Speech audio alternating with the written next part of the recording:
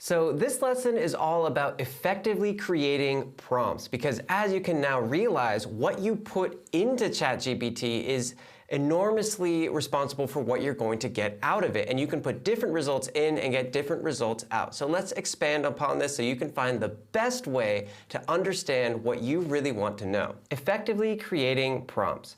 You can have levels of explanation. You can explain the sun as if you would explain it to a first grader or an astrophysicist or somebody that works at SpaceX, which is going to be a completely different depth of explanation. You can ask top books I should read this year versus top 10 books I should read as an up-and-coming musician. Now on to the ChatGPT formula. Here we've broken down how to effectively create a prompt into 5 steps.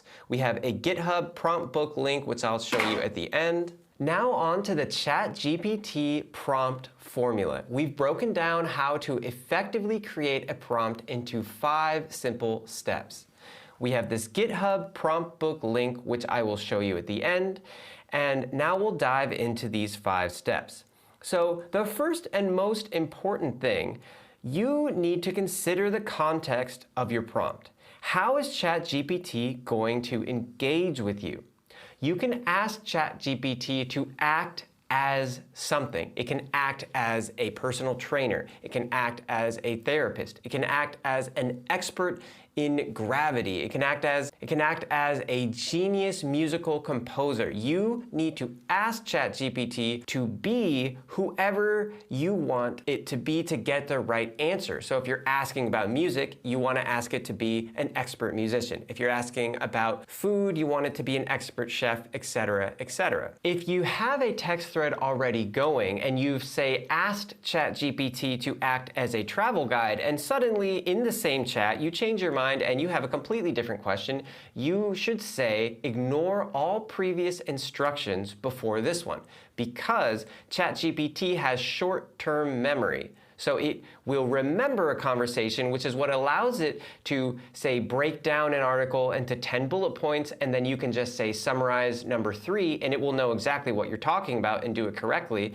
So if you want to change your mind and go into a completely new direction, you need to tell ChatGPT to ignore the previous instructions so it doesn't get confused. You can ask ChatGPT to have a different tone when it answers. It can write something serious and formal, friendly and casual. It can explain something like to a 5-year-old. It can explain something like to a college graduate. You have an example prompt here that is all of the different steps that we are talking about.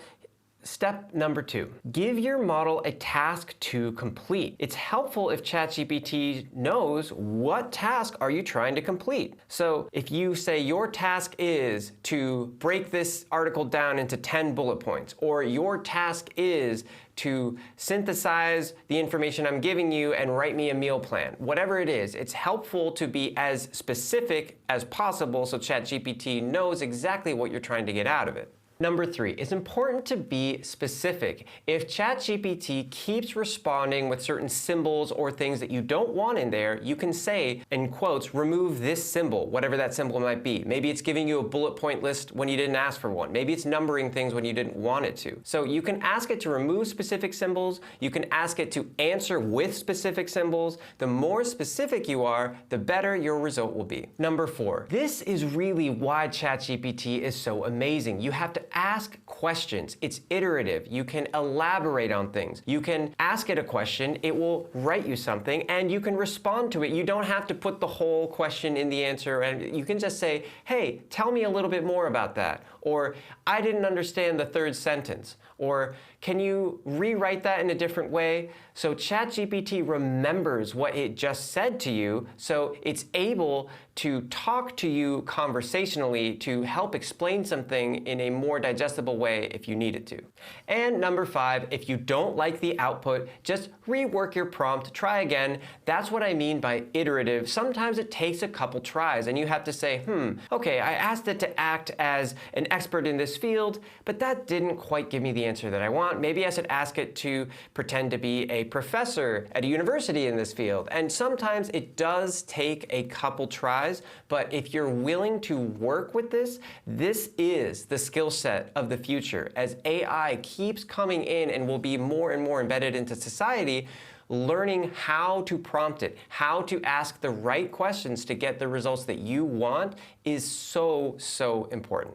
A couple unique prompts that are fun to play around with is you can ask, what would I not think of on this topic? Or what are some uncommon or less well-known answers to this same question? You can ask ChatGPT for the things that you can't even think of, and it can help you understand the questions that you need to ask. So now let's take a quick look at this GitHub prompt book. It'll open in this page here, so you scroll down, awesome ChatGPT prompts. Indeed, they are awesome.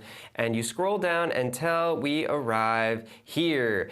Act as an English translator or improver, act as a Linux terminal, act as a position interviewer, and so on and so forth. And these are all the prompts that people have already made to act as specific people and experts in different fields, and a screenwriter, a novelist. And this tells ChatGPT, how do you want to interact with it? Who should it be? What kind of information should it pull from to give to you? And these are such a wonderful starting point for when you're looking to ask ChatGPT a question. I highly, highly recommend you dive into all of these, well, or at least the ones that are relevant to you.